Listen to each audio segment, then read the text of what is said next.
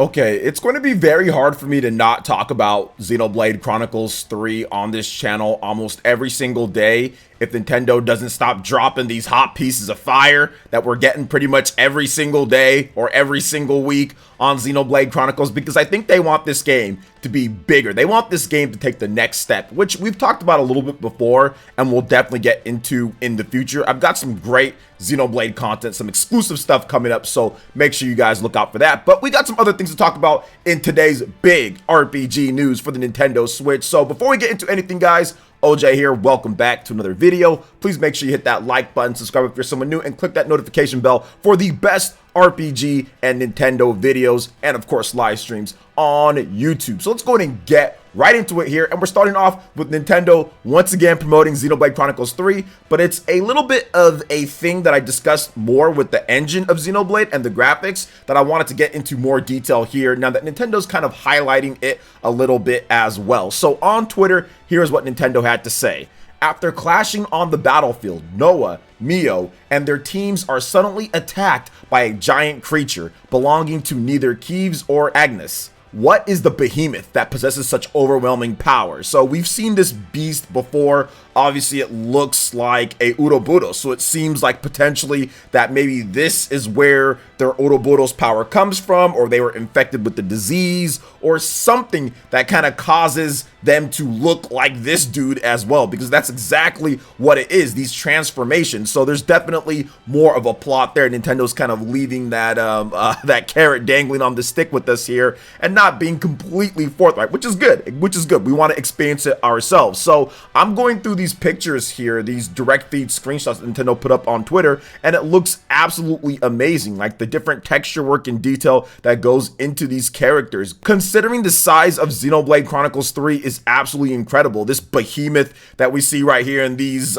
Pennywise looking teeth that he has and everything are actually kind of scary. It looks kind of weird, but at the same time, I like the design when it comes down to it. Looks like some of the stuff that was in Xenoblade X as well. You can see another picture of him towering over everyone. Clearly he's like double or maybe even triple the height of a normal human being. So yeah, pretty crazy there at the end of the day because he looks huge. But I like the design, the little ring around him, the different like shiny gem parts, like the orb that's kind of like circulating in the center of his chest, and one above it with the blue glow and the hue. It's actually a really good design. I do like what they did there, and you can see the texture and the detail work on the characters. You know, graphics aren't the be-all end-all, trust me, they're not, but I wanted to point out and highlight because some people were saying, oh well, the graphics are going to be like Xenoblade 2, or they're not going to make an improvement, or whatever the case is with Xenoblade 3. They were basing everything off of Xenoblade 2, which I said that was a mistake because Xenoblade 2 was not made by Takahashi Team 1. It was legitimately the side smaller team making the game while they made this game, and they were working on other things. So you can see the texture work and the detail much better. The lighting and the shadow I think is much better as well. Now moving on, you can really see the lighting work and what they've done with this picture as well, as the behemoth is kind of looking like he's about to slam the ground or something like that, or maybe he's jumping down. But you can see like the little orb in there, the little infinity, it looks like, or like sideways 8 or something like that. But look at like the glow on there, and it might be a little bit hard with the YouTube compression and everything, but this is definitely a step above what they've done with Xenoblade Chronicles 2, and it looks like more of the natural evolution and better than what they did with Xenoblade Chronicles X. I think that it really has that design of Xeno X, a bit of 2 thrown in there with a lot from Xeno X. So I do like what I see here, and like I said, this lighting and the design of this character, this behemoth thing, is really cool. Now, last but definitely not least, you can see he's kind of swinging to take a shot at Mio here, and she's like, oh snap, I gotta get out of the way. But once again, you can kind of tell the detail on Mio's character. You can see they spent a lot of time and care on it, and just look at the monster here, man. He looks just like complete evil. This is the type, and you see Noah kind of jumping in to get in the way to try to see what he can do. The graphics engine is absolutely better. I think the detail on the characters and like the clothing is very good, and I think that that kind of puts into play the scope, right? I mean, graphics is one thing, detail is one thing, but I think it puts in the scope of what they were doing and what they've been trying to do with Xenoblade Chronicles in the franchise. This, to me, will be more of the breakout game than even 2 was for Nintendo because of the install base and because of what they've done with their efforts overall with the game. The gameplay, the graphics, the open world or the open-endedness of it, the topography, everything is looking very good and solid for Xenoblade Chronicles 3. So I'm looking forward to seeing more new screenshots and of course getting you guys more information. And thankfully there are no blades that we're going to be going through and cycling through every single day like last time, so I don't have to cover it like that. I can actually talk about cool stuff over and over. So what do you guys think about this when it comes to Xenoblade Chronicles 3 and the graphical improvements and updates to the game? Let me know your thoughts in the comment section below. All right, and moving on to the next topic here, guys. We've got the March 2022 MPD, the top 20 best-selling games. And you know what? There's been a lot of great RPGs that have been killing it. Elden Ring was #1. We've also got Horizon Forbidden West that's in at 5. Pokemon Legends Arceus that's doing really well. Kirby and the Forgotten Land in at #3, which was really good as well since that game did launch more towards the end of March. And I think that even like Pokemon Legends Arceus, that game is doing incredible. Because remember, guys, these MPD group charts, this is from the US, and most of the games on here actually count digital sales. Like Elden Ring, you also have like MLB The Show, you also have like Horizon Forbidden West. They're all up there with digital sales. Nintendo's games do not have digital sales, yet they're up there in the top 10 and in the top 20, which is just incredible because Nintendo's digital sales are really good. So to see Kirby in at #3, no digital included, Pokemon Legends in at #6, even though that game came out months ago, not at this point. Seeing games like Mario Kart 8 Deluxe, which has been out since 2017, just incredible. But the game that I actually wanted to focus on, oh, and real quick before we get into that, shout outs to Ghostwire Tokyo, making it in there at #12. Not bad. Probably not maybe as good as they would have wanted it to be, but still not bad in at #12, considering the type of game, new IP and everything like that. So I'm guessing that they're at least somewhat pleased with that. It's only on the PlayStation 5 though, so what can you expect? I want to talk about this game though, because this is a very interesting game. Triangle Strategy, one of my favorite games of all time, my favorite strategy RPG of all time, in at #16 with no digital at all. That is incredible for a new strategy RPG, HD 2D, not a big strategy RPG like Mario plus Rabbids or like Fire Emblem, but a HD 2D strategy RPG, brand new IP from Square Enix. That is incredible. Now, Nintendo did publish this, so they do get the credit as the publisher of it, at least here in the US. They are the publisher as a first-party type of game. So, once again, another notch on Nintendo's belt there. If you look at the top 20, Nintendo has multiple titles in that top 20, but very happy to see Triangle Strategy up there because it's Triangle Strategy. It's a strategy RPG. Those aren't necessarily the biggest sellers, and this is going to give, I would say, Square Enix and Nintendo confidence to continue this series, in my opinion, because we heard about the sales already. We heard about it weeks ago. They said it sold 800,000 units in like 2 to 3 weeks on the market. 800,000 units worldwide.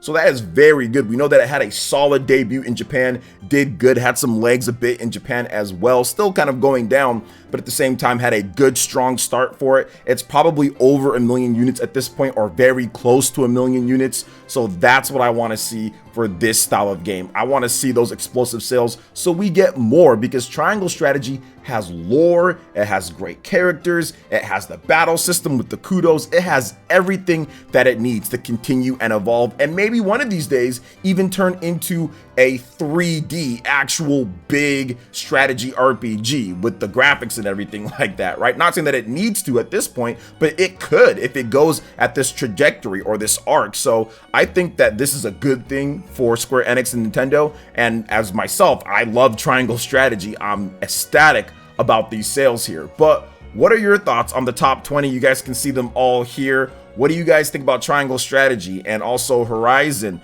and Elden Ring and all of these RPGs that are just doing great in the top 20? Let me know your thoughts in the comment section below. All right, and kind of piggybacking off of the March MPD software sales, let's get into the hardware, because the Nintendo Switch was the #1 system sold. However, a different system actually took the most amount of money per console. So, according to the latest MPD report, the Nintendo Switch was the best-selling hardware platform in the United States for March 2022 in terms of unit sales.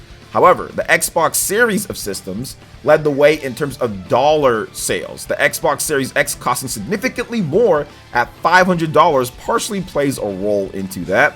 Now, with March concluded, the first quarter of 2022, we also get further insight there as well. As it turns out, things are exactly the same. During Q1 as a whole, Switch led the way in the US when it comes to unit sales, but Xbox Series came out on top for dollar sales. So very interesting to see the Nintendo Switch continue to actually be at the top of the sales 5+ years after launch at this point. Nobody would have thought, I don't think anybody would have thought that the Nintendo Switch 5 years down the line with the next generations of systems and everything like that would actually be able to keep up sales-wise with the other systems. I just don't think people felt that. I think there was a lot of talk about when the next systems come out that it would hamper or would put like a stop or it would slow down Nintendo Switch sales. And the only thing slowing down Nintendo Switch sales are the chip shortages, which are also slowing down the PS5 and the Xbox Series sales. It seems like Sony can't really support every single region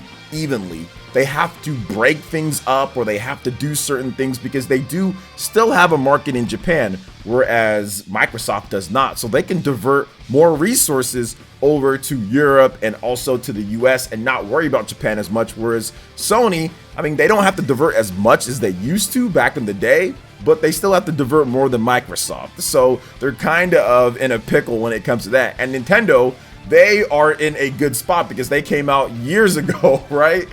And the Tegra X1, while it's having issues also with the semiconductor chips and all that stuff, like with the Switch OLED, it's nowhere near as bad, maybe, as the other systems. I live in a heavy gaming area where game sales are very good, and I haven't seen a freaking Nintendo Switch OLED in store since I got back from, like, Nigeria. I think maybe one or two, you know, like last year, I think around October or so.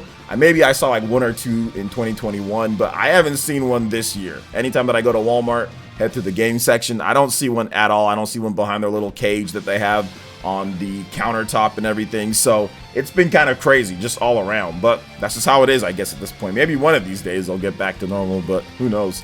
But anyway, what are your thoughts on this with the Nintendo Switch topping the sales charts, but Xbox taking the revenue for the March NPD? Let me know in the comment section below. All right, and moving on to the final topic here, guys. We've been covering some pretty good sales that are going down on the Nintendo Switch, and I've got some more action and RPG games that you guys can check out. I have carefully curated out of this Capcom Golden Week sale that's going down on the Nintendo Switch and 3DS. And of course, if you want the full list of games, because there's a lot of great Capcom games that are on the Switch and the 3DS, check out the link in the description below. That'll get you guys the prices and everything that you need. But I did want to go over a few of my favorites from this. So the Devil May Cry series, you have Devil May Cry 1 and also Devil May Cry 3. Now 2's on sale, but that game sucks. So Devil May Cry 1, it's $9.99. It's usually $20. And Devil May Cry 3 Special Edition, which has some really cool, unique stuff on Switch, that is $11.99, usually $20. Now, Dragon's Dogma Dark Arisen, one of the sleeper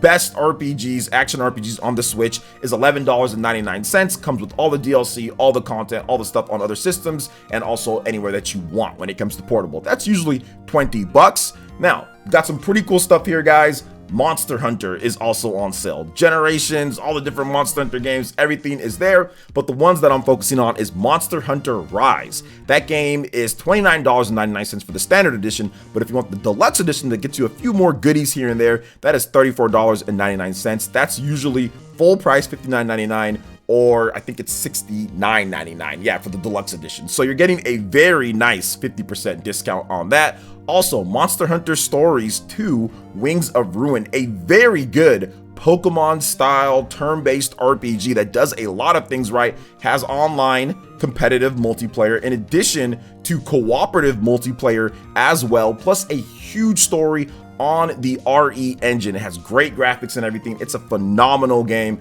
I really do like Monster Hunter Stories 2 Wings of Ruin. That is $29.99 for the regular edition and $34.99 for the deluxe edition. And just like Monster Hunter Rise, it's usually $60 and $69.99 respectively for those. Now, this sale does end on May 15th, so make sure you get your Golden Week sale in if you want some Capcom action on your Nintendo Switch. But that is it for this video. What did you guys think when it comes to the new graphical details of Xenoblade Chronicles 3, the March 2022 MPD, and how it shook down for Nintendo, RPGs, Microsoft, and Sony, and also this Golden Week Capcom sale? Planning on picking anything up? Let me know your thoughts in the comment section below. All right, guys, that wraps it up for this video here. Thank you so much for watching. I do appreciate it. Please make sure you hit that like button. Subscribe if you're someone new. Click that notification bell, and we will see you for the next video.